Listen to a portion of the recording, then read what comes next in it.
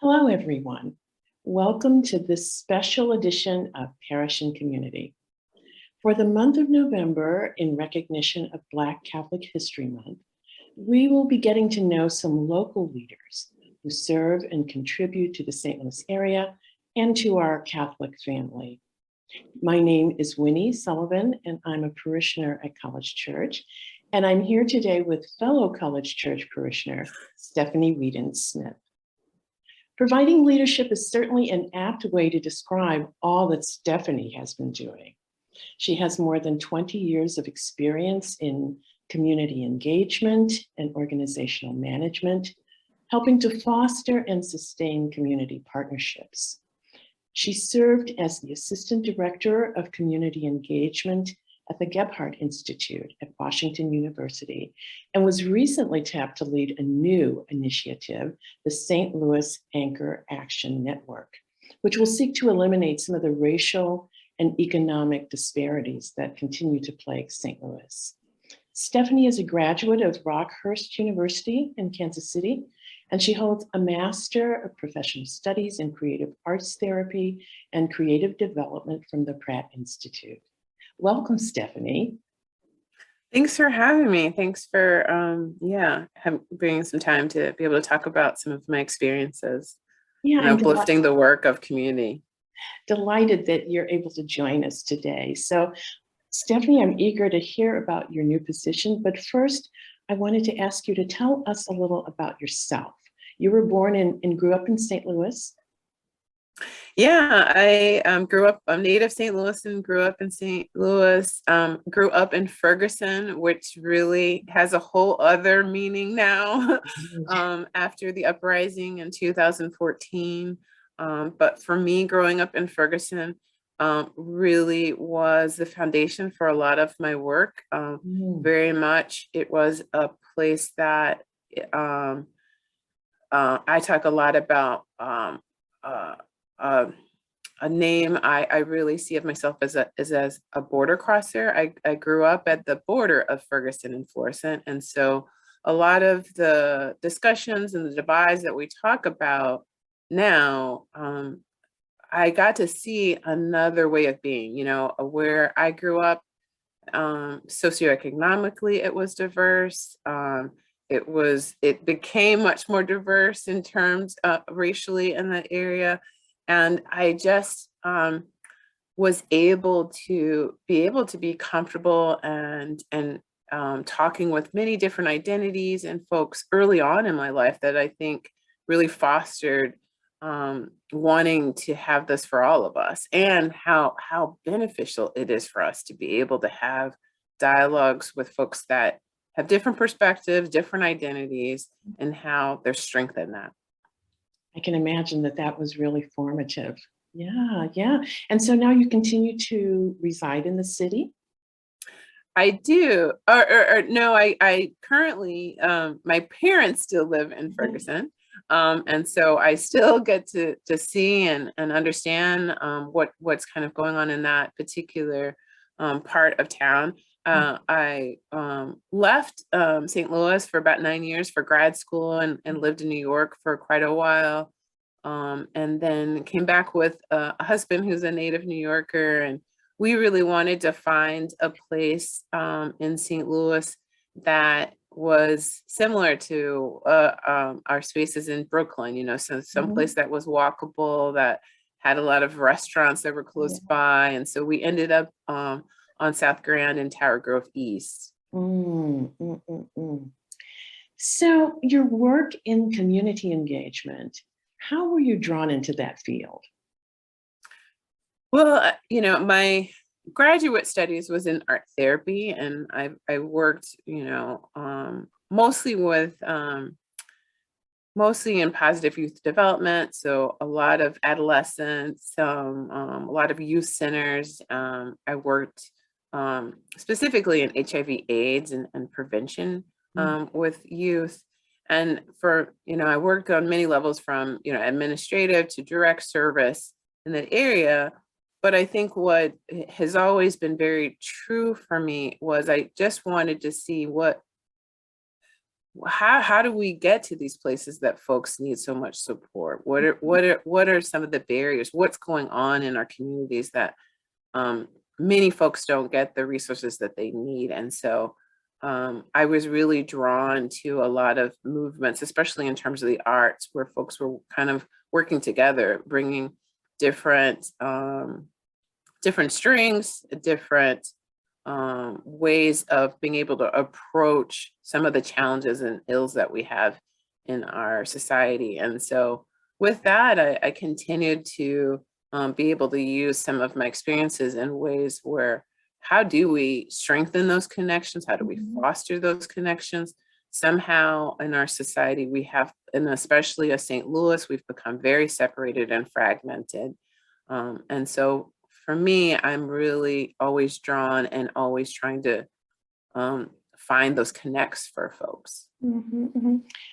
I think a whole other conversation could be how the arts afford expression of some of these really controversial and difficult issues and challenges. Now, as you were choosing your profession, did you have St. Louis in mind as a community that might benefit from the kind of networking and partnerships that you were learning about and hoping to realize? Well, I think I've come to see more of St. Louis in that way, and to be able to foster those connections. I think, you know, for many folks that leave St. Louis, I did have a moment of it being kind of a lost cause. You know, there's so much fragmentation. There was so much of folks kind of territorial, that it was one reason I to be honest, and why I left. I wanted to see something different. But in my return and in some of my work, I've really have seen, and especially in after the Ferguson uprising and many other different kind of points and inflections in our city, I've seen that power of community, and how much that if we really could mobilize community and really break down a lot of these barriers and this fragmentation, how strong we would be, and how many things we would be able to overcome. So I think that, you know, my return back and some of those really moments in our history has really drawn me back to, like, you know, there's a lot here. There's a lot that we can do to be able to come together and be able to strengthen. And I just want to do my part to be able for us to get there. So tell us about what you hope to achieve through this vehicle of your new position. Yeah, well, this new position, it feels like coming full circle for me, because you know, part of my role is really helping to lead in these 11 founding organizations, half kind of med or healthcare conglomerates, BJCs, SSM, and all of our major educational higher ed institutions, and really for them to be thinking more deeply about community and thinking about community as their neighbors. As you know, I think what part of this movement of the anchor institutions is we've forgotten that a little bit, that it's a little bit of like, there is the, you know, institution or the company in either the corporate campus or the ivory tower, but not that these folks are really a part of our community.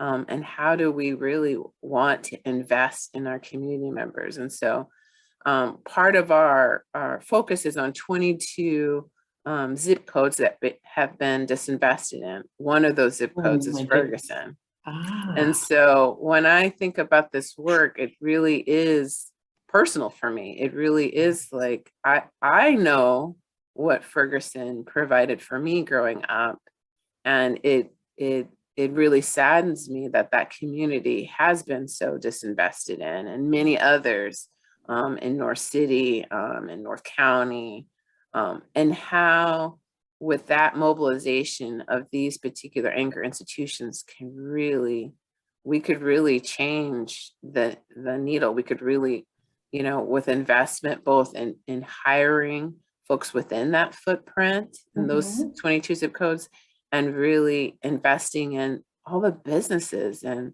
that are in those communities. And so I'm looking forward and hopeful that that reinvestment can really bring a different identity, for a different story for St. Louis. Yes. That it doesn't have to be the one of fragmentation. And that grounding that you have in the community is just invaluable. I mean, it gives you a perspective that I imagine is going to be so very helpful. Yeah. So tell me, in what ways then does your Catholic identity and your faith inform and influence your work? Well, I went to a graduate undergraduate school. I went to Rockhurst, and again, that was also very formative time for me. I most people zigged, I zagged. I went to a school that most of my friends and folks that I knew growing up didn't go to. But what has been such a guiding light for me that I really attribute to the Jesuits is, for the greater good of all. For the greater good of all. And that's what fuels me. Because that's where I feel like all of our work should kind of stem from. And so wherever whatever work I'm doing, I'm really thinking about how will it benefit all of us? How are we not forgetting about certain parts of our community? How are we really trying to, bring everyone in the tent? Yeah. And so what brought you then to College Church? Well, what brought me, I've had, I've had many different touchstones with the College Church throughout the years. First being in my first real connection was that was the church that we always went to do the Martin Luther King Jr. celebration as a kid. My parents always took me there. That was very formative for me. And then, of course, as a college kid, this was our sister church in St. Louis. And so I spent many of my breaks at the college and church. And so now this time in my life, as I was trying to find the best fit for religious ed for my kid, many of her schoolmates at the college school were going to the college church. And so we started investigating, and it all kind of came together as a place that I both thought that she could grow and that I could grow alongside her in terms of my faith.